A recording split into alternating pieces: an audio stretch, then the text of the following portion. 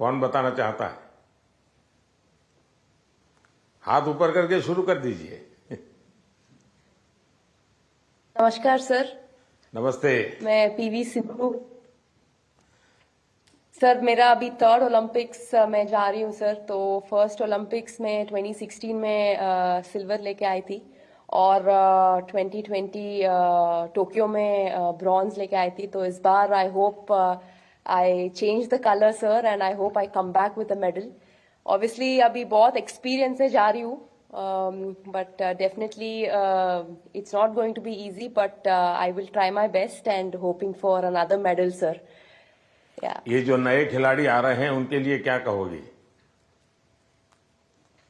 बस फर्स्टली मैं बस ये कहती हूँ कि I wish them all the very best. बहुत लोग ये सोचते कि ओलंपिक्स है कैसा खेलना और प्रेशर भी बहुत रहता है और कुछ कुछ लोगों को ये रहता है कि वो एक्साइटमेंट रहता है कि you know it's a first Olympics and we want to go to the Olympics. But I just want to say that you know it is like any other tournament. It's just that हम focus करना है और we have to have that belief in ourselves that we can do it.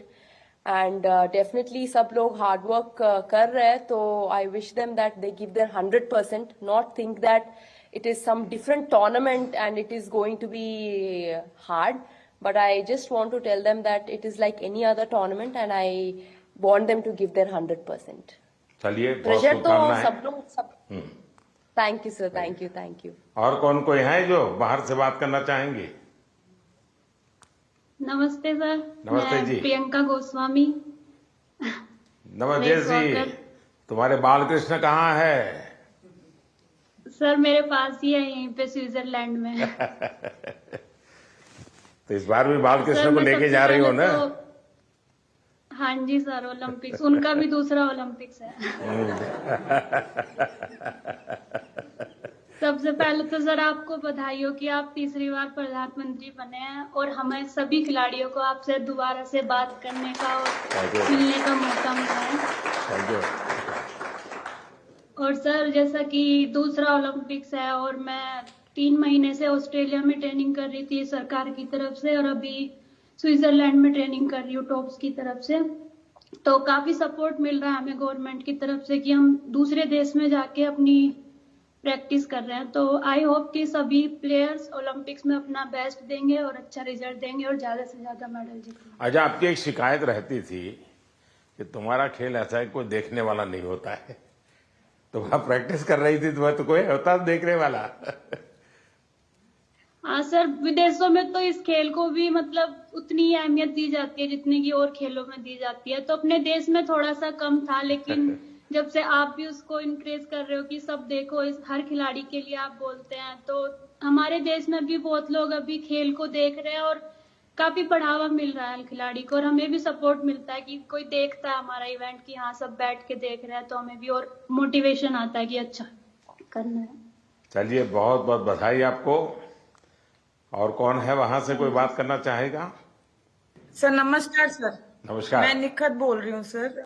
मैं boxing में 50 category में India को represent करने जा रही हूँ ओलंपिक्स में और ये मेरा पहला ओलंपिक्स है और मैं बहुत एक्साइटेड हूँ। एट द सेम टाइम मैं अपने आप को फोकस रख रही हूँ क्योंकि पूरे देशवासियों का मेरे ऊपर एक्सपेक्टेशंस है, तो मैं उनकी उम्मीदों पे खड़े उतरना चाहती हूँ और अपने देश का नाम रोशन करके वापस लौटना चाहूंगी।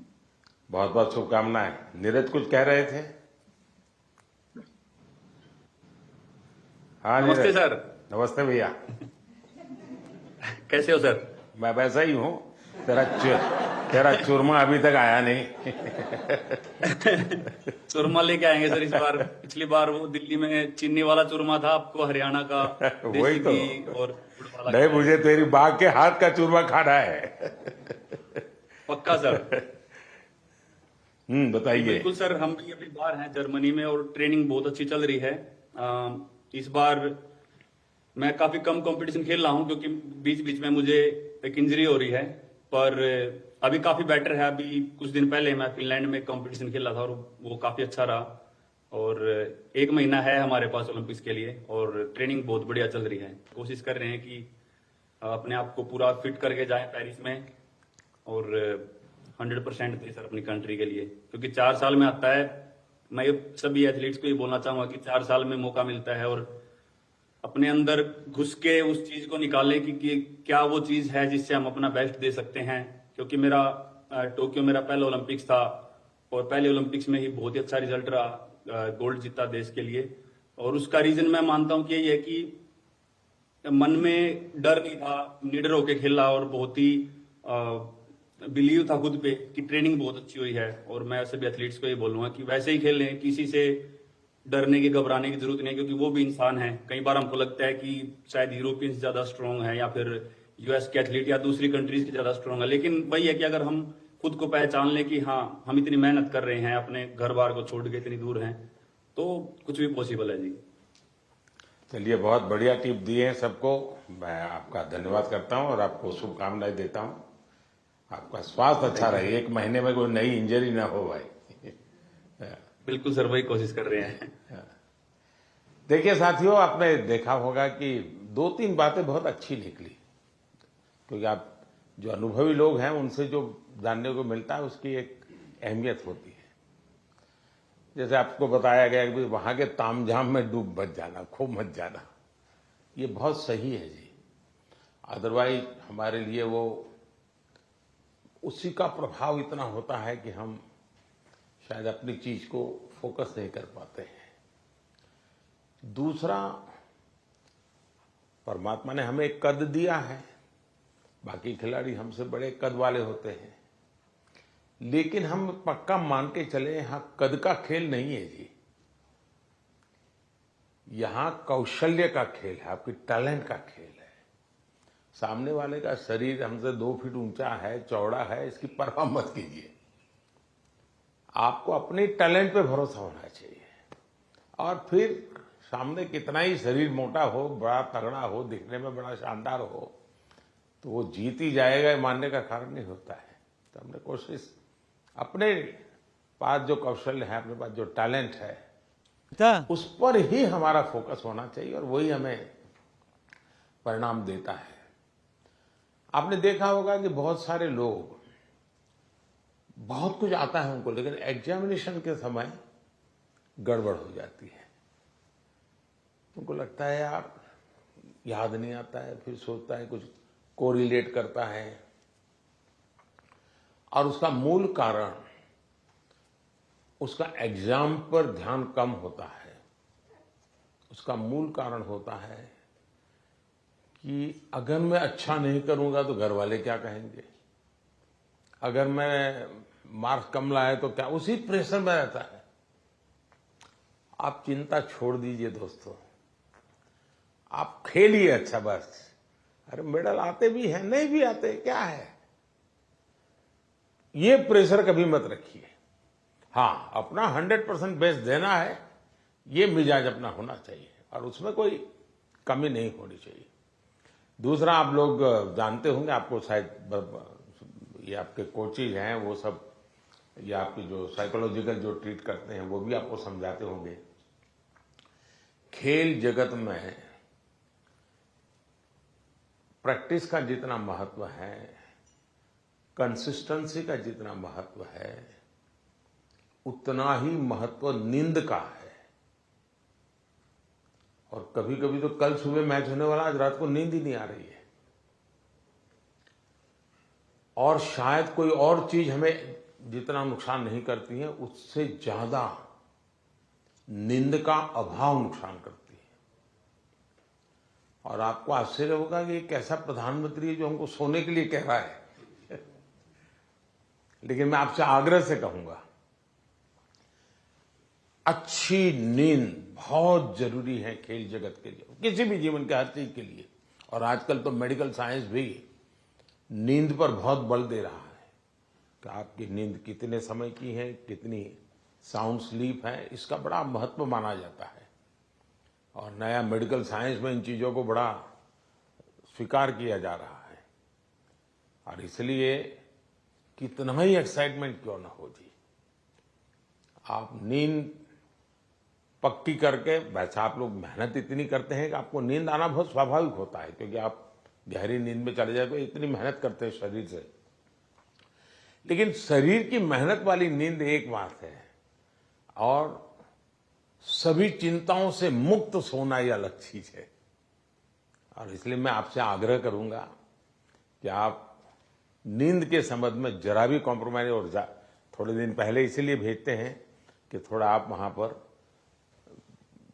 जेट लैग वगैरह समस्याओं से बच जाए, वहां थोड़ा कंफर्ट फील करें और उसके बाद आप खेल के मैदान में उतरे तो आपको सुविधा रहे, इसलिए एक व्यवस्था सरकार करती है। खिलाड़ियों की सुविधा के लिए इस बार भी कुछ नई नई चीजें करने का प्रयास किया है, लेकिन फिर भी मैं कह नहीं सकता हूं कि हर एक को सब कुछ वहां सुविधाजनक होगा ही कि नहीं होगा, लेकिन कोशिश की है। इन दिनों हम वहां के जो भारतीय समुदाय है उनको भी जरा एक्टिवेट करते हैं, उनको मोबिलाइज करते हैं, जरा आप भी हमारे खिलाड़ियों के साथ जरा जुड़िए। कुछ डिसिप्लिन रहती है इसलिए उतने तो निकट नहीं रह सकते, लेकिन फिर भी वो ख्याल रखते हैं, चिंता करते हैं। जिसका खेल पूरा हो जाता है उसकी तो भरपूर चिंता करते हैं, लेकिन हम कोशिश करते हैं कि एक प्रकार से आप लोगों के लिए कंफर्ट रहें, असुविधा ना हो और आप लोग अच्छा परिणाम लेकर के आए। मेरी तरफ से आप लोगों को बहुत बहुत शुभकामनाएं हैं और मैं आप लोगों का फिर से एक बार इंतजार करूंगा जब आप 11 अगस्त को तो सारा खेल पूरा होगा। आप में से लोग जल्दी आएंगे ऐसा तो क्रम रहता है, लेकिन मैं कोशिश करूंगा कि 15 अगस्त को एक बार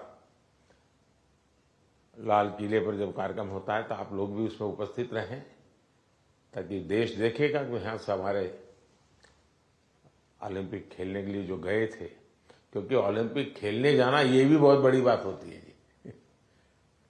खेल में क्या करके आते हैं वो तो उसमें 4 चांद लगा देता है, लेकिन देश के अंदर इतना सारा खेल जगत के लोगों का होने के बाद आप में से खेलो इंडिया से निकल करके खिलाड़ी बने ऐसे कितने हैं? अच्छा, ये भी काफी लोग हैं।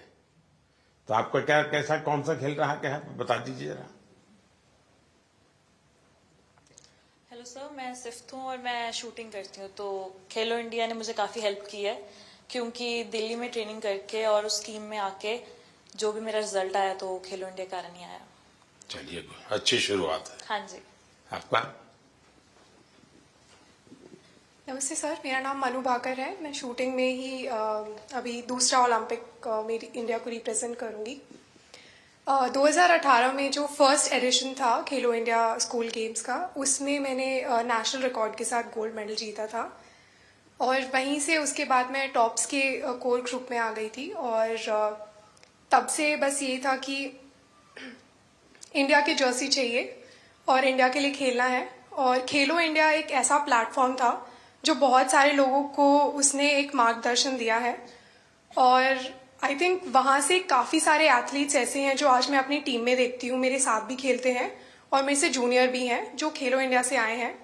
और उसकी एक बड़ी स्टेप होती है टॉप्स, जो मुझे 2018 से ही उसका सपोर्ट मिला है और मैं बहुत ही शुक्रगुजार हूँ कि इनकी सपोर्ट की वजह से जो एक खिलाड़ी की छोटी छोटी समस्याएं होती हैं वो उनका हल निकाल देते हैं।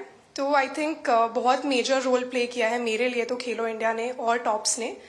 सो जी सर, जो आज मैं यहाँ हूँ मैं उसके काफ़ी हद तक उसका सहारा रहा है।